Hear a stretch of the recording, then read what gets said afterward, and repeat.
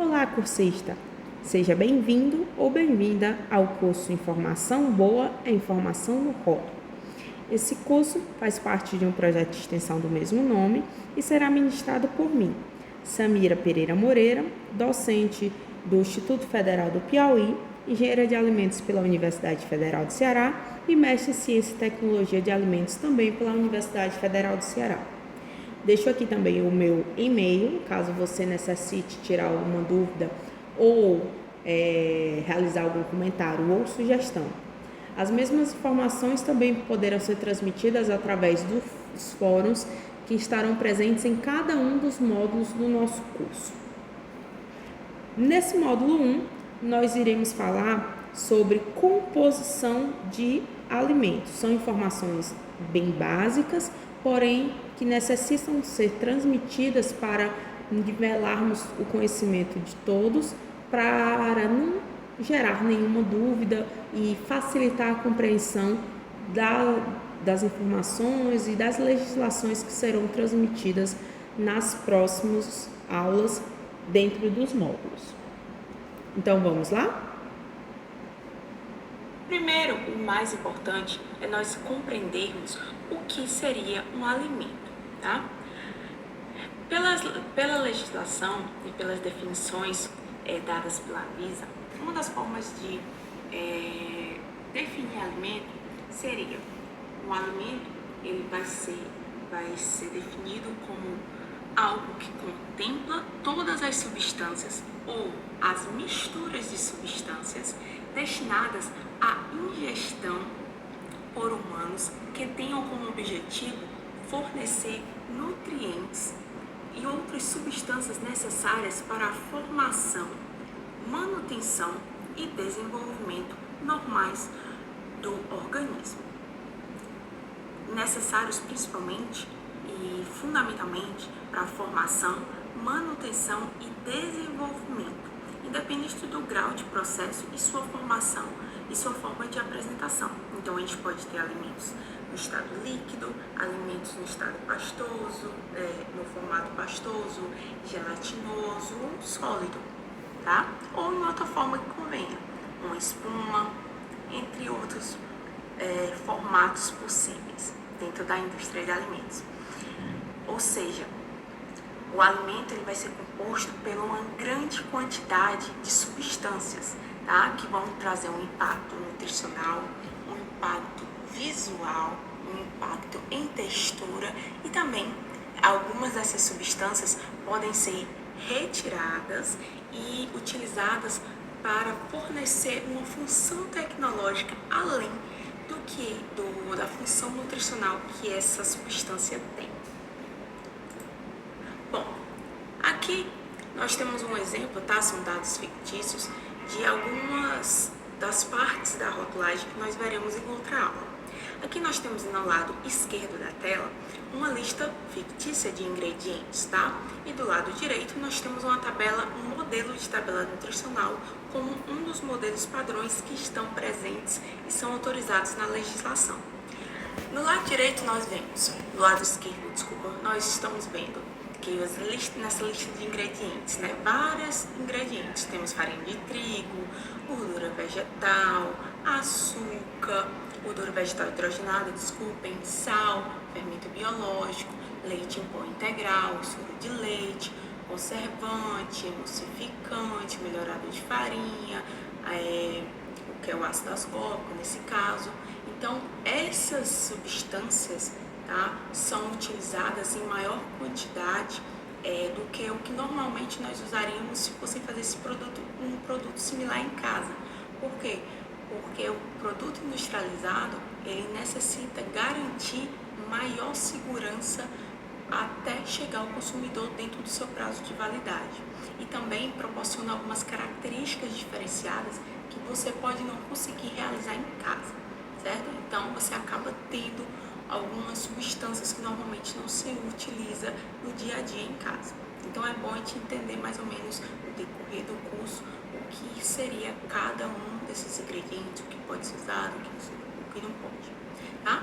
Na tabela do lado direito, nós vemos o modelo, tá? São os valores, nós vamos destrinchar, tá? O porquê que lá tem escrito porção, aí grama e ml, o que é essa medida caseira, ok? Então, existe uma legislação própria para definir o que seria a medida caseira para determinados grupos de alimentos, certo? Então, observe nos rótulos da sua casa que você vai ver que em determinados alimentos a porção e a medida caseira que vem do lado é 2 colheres, outros são uma xícara, a outra um copo. Então, tem uma legislação para isso, não é escolha aleatória não, tá? Aqui nós temos a tabela com o valor energético, e nós veremos também o que é, e ela tem que ser essas duas unidades, quilojoule e quilocaloria, certo? Mas nós veremos tudo isso ainda. Precisa, no mínimo, de carboidrato, proteína, gorduras totais, gorduras saturadas, gordura trans, fibra alimentar e sódio. E também tem uma colunazinha de um percentual chamado VD. Nós falaremos também disso, que ele é um percentual base, um valor diário em uma dieta normal para 2.000 quilocalorias, tá? Que nós detalharemos isso mais à frente, certo? Mas é um percentual para você ter como base, certo?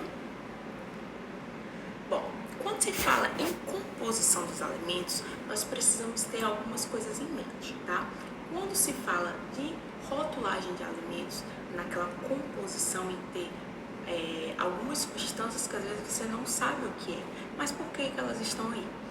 Dentro da indústria de alimentos, nós temos que pensar nos alimentos de 3 formas principais, tá? Quando se produz, existem, óbvio, que outros pontos de vista, ponto de vista ambiental, ponto de vista de marketing, ponto de vista de gestão, de processo produtivo. Mas aqui pra gente, na parte de rotulagem, eu separei 3 pontos de vista que eu acho fundamentais. Um deles, o ponto de vista nutricional, óbvio que o objetivo principal de se alimentar, de uma pessoa ingerir um alimento, é exatamente se nutrir e obter energia e substâncias para repor, manter e melhorar, né, todo o nosso sistema metabológico, fisiológico, certo? O outro ponto de vista é em relação à parte de questão organoléptica, ou seja, em relação às sensações que o alimento proporciona em relação aos sentidos, ou seja, aquele alimento que é crocante, aquele biscoito recheado que é macio o recheio e o biscoito em si é crocante. Então, você espera que o biscoito seja crocante. Então, para manter aquela crocância, nós podemos utilizar substâncias que são antiumectantes, certo? Que vão reduzir a quantidade de umidade que possa ser absorvida pelo biscoito quando a embalagem estiver aberta. Nós também temos que visualizar a parte, observar a parte visual, né? A gente come com os olhos mesmo. Então, o uso de corantes, cada vez a tendência de ter essas substâncias cada vez mais naturais, certo? Isso é uma grande tendência do mercado. Em relação a odor, lembre que odor na indústria de alimentos não significa algo ruim, certo? Então, odor é o que a gente chama popularmente de cheiro, tá? Então, tanto textura, tudo o que a gente sente, do sabor, a visão, o visual, a textura, o odor, todo esse conjunto, tá? Nós chamamos de organoléptico, tá? E isso influencia muito no processo produtivo de um alimento industrializado e embalado, tá? Porque você tem que chegar nas características desejadas pelo seu consumidor, além das características nutricionais. Então, a gente chega no terceiro ponto de vista, que é o ponto de vista tecnológico, ou seja, algumas substâncias são adicionadas não necessariamente pela função nutricional que ela tem, mas ela é uma substância natural, você encontra em vários alimentos, porém ela vai ter uma outra função, um ácido ascórbico, que é uma vitamina C, um ácido ascórbico que ele pode ter a função não só de a função vitamínica de ser uma vitamina, mas também ele pode ser adicionado como um acidulante, para auxiliar tanto na parte organoléptica, de equilíbrio de sabor, como também servir no processo de conservação do alimento. Então, você pode usar algumas substâncias para serem emulsificantes, você pode utilizar algumas substâncias, algumas proteínas, por exemplo, para produzir o efeito de espuma em uma cobertura de uma sobremesa láctea, por exemplo. Você pode usar várias outras substâncias naturais que são retiradas de um alimento, purificadas, digamos assim, e elas servem como uma função tecnológica, tá? Não necessariamente às vezes que ela foi purificada, mas só em ela existir em quantidade suficiente nos ingredientes da formulação daquele alimento, já pode ser, sendo redundante, pode ser suficiente, tá? Do ponto de vista tecnológico para você ter aquela determinada característica desejada. Bom, outro ponto bem básico, tá? Lembrar que os alimentos são compostos por muitas substâncias, então ele é uma substância ou um conjunto de substâncias, que é a grande maioria dos exemplos. Então existem grandes grupos de substâncias que compõem os alimentos. Óbvio que nem todos os alimentos contêm grandes quantidades de todos os grupos, certo?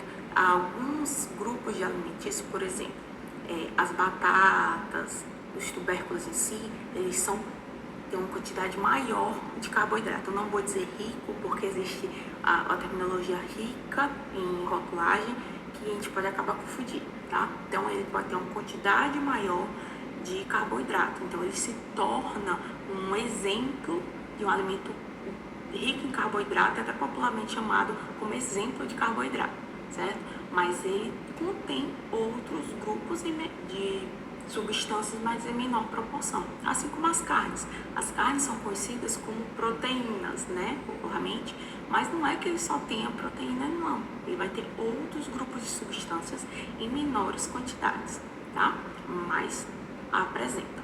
Nós temos aqui os grandes grupos, os carboidratos, os lipídios, que é o que se conhece como gorduras, tá? Temos as vitaminas, os sais minerais, as proteínas e também, apesar de não ser um grupo, mas se torna muito importante na formulação de um alimento e na qualidade e segurança tecnológica do alimento, a água, certo?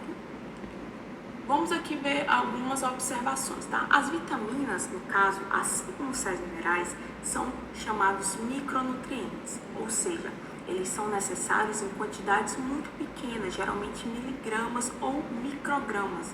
Por isso que na tabela nutricional nós vamos ver que pela legislação a unidade que é utilizada para sais, minerais e vitaminas são exatamente micrograma ou miligrama, tá? As vitaminas em si, elas são um conjunto bem diversificado de substâncias orgânicos, ou seja, elas possuem um esqueleto com carbono, que funcionam principalmente como catalisadores, ou seja, aceleradores, tá, de reações, ou eles são precursores desses aceleradores, tá? Como, por exemplo, B12, niacina. Também podem servir como sistema de defesa antioxidante, tá? Como o ácido ascórbico, a vitamina E. E também podem servir como regulação gênica e também tem funções específicas como a vitamina A em relação à qualidade da visão. Nós temos grupos das vitaminas que elas podem ser divididas em dois grandes grupos. As chamadas hidrossolúveis, que são as que apresentam a capacidade, ou seja, elas são polares e têm a capacidade de se dissolver, se dispersar em água. Nós temos nesse grupo a vitamina C e todas as vitaminas do complexo B. Enquanto as demais, as vitaminas A, D, E e K, elas são apolares, então elas são têm uma maior afinidade de dispersão e solubilidade em compostos que não se dissolvem em água, como por exemplo em óleos, tá? Então por isso que elas são chamadas de lipossolúveis, de lipídios, que é o que nós conhecemos popularmente como gorduras. Desculpem. Os minerais, assim como as vitaminas, elas também são micronutrientes, enquanto que carboidratos, proteínas e lipídios são macronutrientes, são nutrientes necessários em quantidades maiores na grande maioria das dietas, tá? Eles são necessários em unidades de gramas, enquanto que os minerais e as vitaminas são em miligramas ou microgramas. Alguns exemplos de minerais essenciais: existem muitos minerais, tá, na natureza e podem estar presentes nos alimentos, tá? Mas existem os chamados essenciais, que são os que são necessários para o bom funcionamento do corpo. Entre eles nós temos o cálcio, o ferro, o magnésio, o zinco, o iodo, o fósforo, o flúor, entre outros. Já os carboidratos têm várias funções, entre elas principalmente a função energética, tá? Mas existem inúmeras outras. Exemplos de carboidratos que você pode encontrar tanto na lista de ingredientes, como pode vir em algum ponto que nós veremos em outra aula, tá? Pode vir destrinchado na tabela nutricional, em alguns casos, os tipos de carboidratos, certo? Então, alguns exemplos de carboidratos: amido, sacarose, frutose, lactose, isso mesmo, a lactose, as pessoas têm tolerância, né, a lactose, os produtos lacto-free, vem daí da lactose, certo? Relacionado à lactose. Temos pectina, as gomas usadas para serem espessantes, para deixar, como a gente fala popularmente, deixar mais encorpado, mais grosso, um caldo, uma sopa, tá? Então, a substância que faz isso é chamada de espessante. E as gomas, que são carboidratos, são bons exemplos de espessantes. Nós temos também as proteínas, tá? As proteínas que são extremamente importantes para o nosso corpo, tá? Então, as proteínas, temos aqui alguns exemplos, como as caseínas, a queratina, a albumina. Já ouviram falar da albumina do ovo, da clara do ovo? Não é que só tem no ovo, mas está presente em maior quantidade e também é a que mais acaba sendo conhecida, né? Em relação aos lipídios, aqui eu trouxe essas duas estruturas só para mostrar para vocês que os lipídios são o que nós conhecemos como gorduras, né? Popularmente falando. Então, dentro dos lipídios, nós temos os lipídios que são sólidos, os líquidos, certo? Os óleos, nós temos a banha de porco, o colesterol, entre outros, tá? Mas na tabela nutricional, vocês relembrarem, lá tem gorduras totais, gorduras saturadas. E o que é esse saturado, tá? A boa parte dos lipídios que existem nos alimentos estão na forma de chamados triacilgliceróis. E esses triacilgliceróis são formados por ácidos graxos, certo? Os ácidos graxos são estruturas que contêm uma cadeia de carbono, tá? Com um grupo ácido carboxílico em uma das extremidades, tá? Que esses pontinhos vermelhos aqui, ó, que é os oxigênios na ponta, ligados a um carbono que está no cinza mais escuro. Então, dependendo do tipo de ligação que tem entre os carbonos, nesses ácidos graxos, nós podemos ter um ácido graxo saturado ou insaturado. Saturado significa o quê? Significa que entre dois carbonos existe dois átomos de carbono, existe uma insaturação. Existe uma insaturação, ou seja, existe uma dupla ligação, como nós podemos ver na imagem do lado direito da tela, tá? Que está marcada em rosa, certo? Então, esses dois tracinhos significa que entre esses dois carbonos, que são esses dois tracinhos, existe uma ligação dupla, duas ligações entre eles. E isso torna esse ácido graxo denominado de insaturado. Aí existem os ácidos graxos que contêm duas ligações duplas, os que têm 3 ligações duplas, os que têm 4 ligações duplas, certo?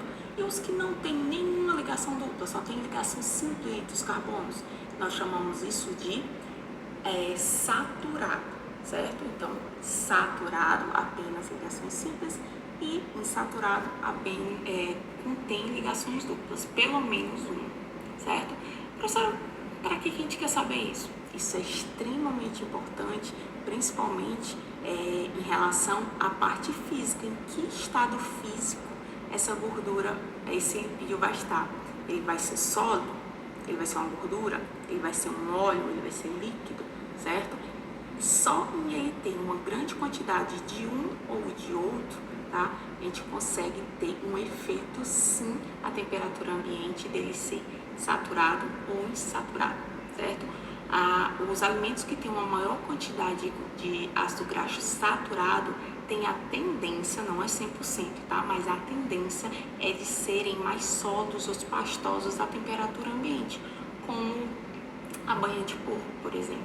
Já os lipídios que contêm maior quantidade de gordura insaturada, de ácidos graxos insaturados, tendem a ter o estado físico de líquido, no caso um óleo de girassol, azeites, tá? Então eles tendem a ter o estado líquido, mas há exceções, é claro, tá?